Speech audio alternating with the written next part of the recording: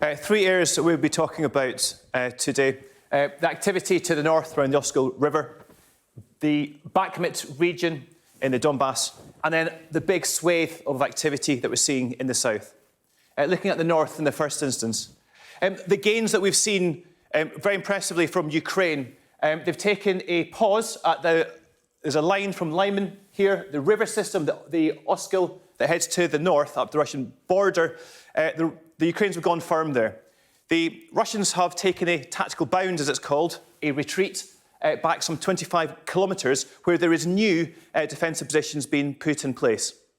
It will take some time for the Ukrainians to work out how to do their next phase of attack, but that attack will come at some point.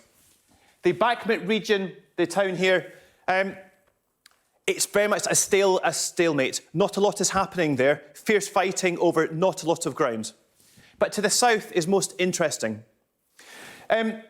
We see a lot of activity from the Kherson, the city here, the Inhulets River here, I'll draw your attention to, and then where there's been breakthroughs here and here by the Ukrainians.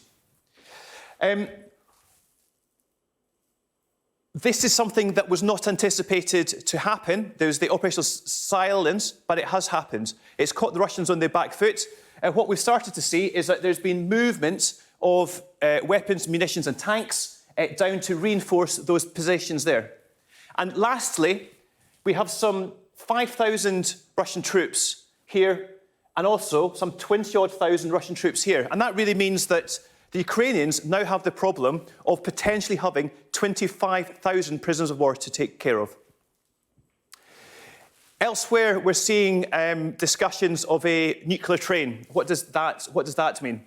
Well, the 12th Directorate looks after tactical nuclear capability.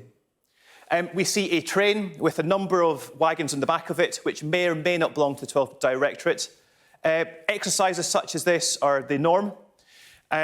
We take it seriously because Putin has said he's not bluffing.